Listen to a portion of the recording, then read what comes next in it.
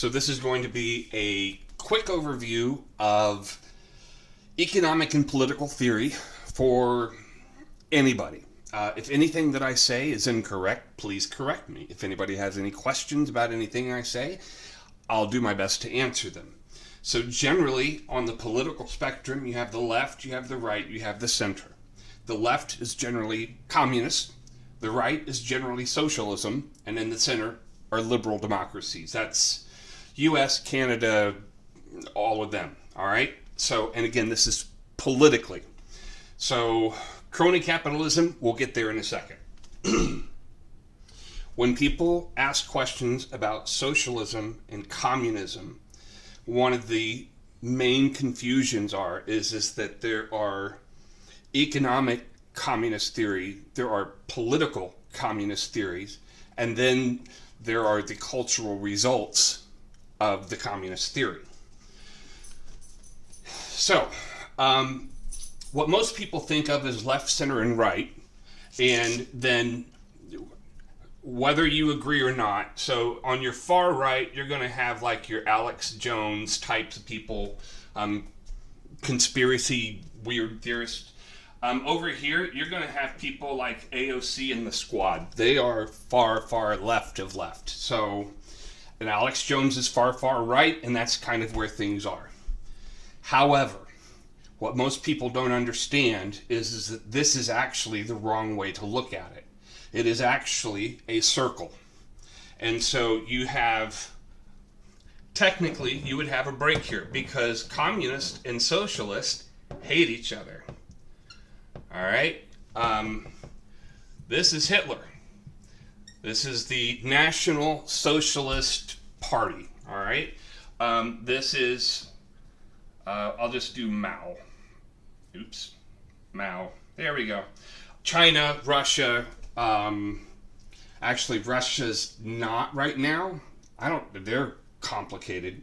But anyway, it's kind of basically a big circle, and at the top you have authoritarian, and at the bottom you have voluntary.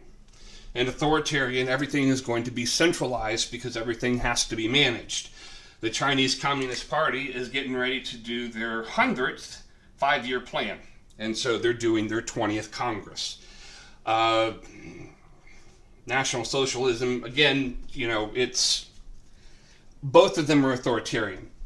In economic theory, what socialism allows for is it allows for private ownership. So you're allowed to own your house. You are allowed to own a car. In this type of socialism, healthcare can be socialized. Utilities are socialized. Large industry becomes socialized, which is why I've got crony capitalism over here. Ask yourself, why did Karl Lagerfeld and Mercedes and Volkswagen do so well even after Hitler lost? It's because they were huge state-owned enterprises. There's tons of them. So there you go. In old China, in old USSR, citizens did not own their materials that was provided by the government. This still happens in North Korea. If you have a higher social credit score, they provide you with a nicer place, but it's just whatever. The Soviet Union, you would get a free car, but there was often a 5-year wait from the time that you ordered it until the time that you delivered it. Kind of like socialized medicine. It's free, but you may have to wait a while to get it. And also, socialized medicine just allows you to become a statistical impact number on the public. Okay, so when you have a Mao or a Hitler, and they're in power for a long time, and so they're in control of the economic and the political areas, you start getting a cultural shift that happens, because in this type of a situation, it doesn't matter if you do right or wrong, it only matters what the party tells you to do. And this is where corruption starts coming in. All the stuff that's going on in China, it is massive corruption, which The US government has massive corruption because of that. All of this stuff, what we have today is not capitalism. Capitalism is decentralized. It's voluntary. And then on the two different sides, you would probably have anarchy and a democratic republic, which is kind of like what we have. So this is why it's supposed to be down at the state level, because people in California are different than people in Maine. People in Alaska are different than people in Texas. And so allowing for your own self-government is how this country was designed. And we have moved away from that and allowed crony capitalism to come in, where Twitter, Google, Facebook, they now circumvent the First Amendment for the government. They do it because they're powerful enough. And this is what crony capitalism is it allows a large company to petition a government that has authoritarian tendencies to protect their position in the market. Because a Twitter, Google, or Facebook, they've got tons of lawyers on their staff. They got tons of marketing people. A smaller company does not. The worst was Mark Zuckerberg in Facebook. The way that he went and just continued buying people when he would try something with Facebook and it didn't work, he would just buy them. Instagram, perfect example. The consolidation of the media in the 80s and 90s. I was against that. When Disney bought ABC, General Electric bought NBC, because it all would lead to this. There's no independent press anymore. So that's the basic overview. What we have had in the U.S. for the last 40 plus years is not remotely what democracy and capitalism are supposed to be. All we have experienced lately is crony capitalism. So a lot of people say, well, what about? And so the three main whatabouts I get is, in the Bible, it says in Acts that the first churches were, they shared everything in common, okay? That's actually down closer to anarchy here because it was voluntary. Nobody forced them to do it. In fact, if you look at Ananias and Sapphira, nobody forced them to do it, but because they lied about it and tried to look better than they were, God struck them dead. So, what about a fire department? A fire department is socialism, or the post office, or whatever. Well, the post office is the post office. People go postal for a reason. It doesn't work when you compare it to a FedEx or a UPS. Fire department. So again, this is a localized thing that is done, and at first it is the first fire insurance, fire departments was like a subscription thing. You would pay and that would do it. So it becomes a public good. I don't want my neighbor's house to burn down, so I'm not going to not let him have fire department service. That is not an economic or political socialism, and it's just not. It's at a very local level.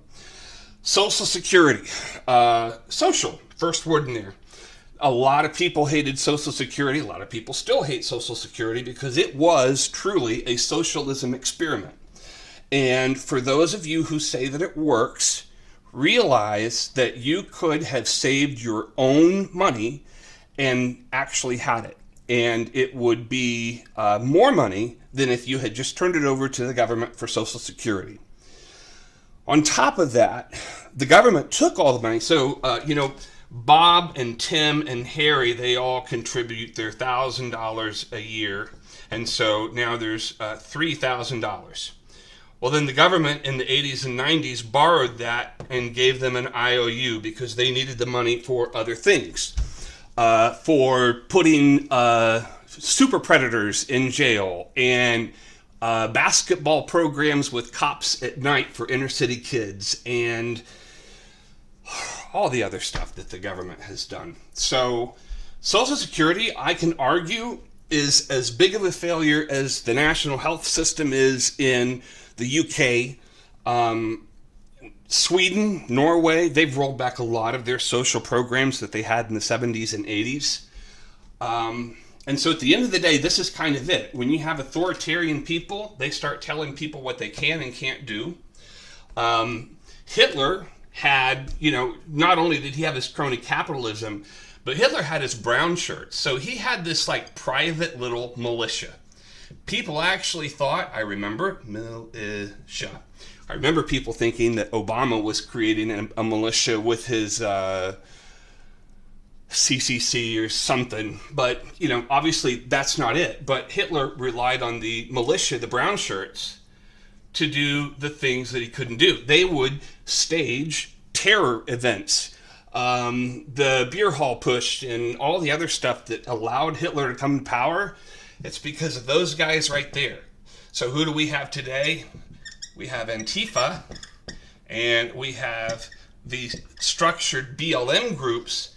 These guys are exactly the same. And whether it's Biden or Trump or anybody, the president, as we see it today in the U.S., has entirely too much power. I complained about executive actions with Biden, with Trump, with Obama, with Bush, with Clinton.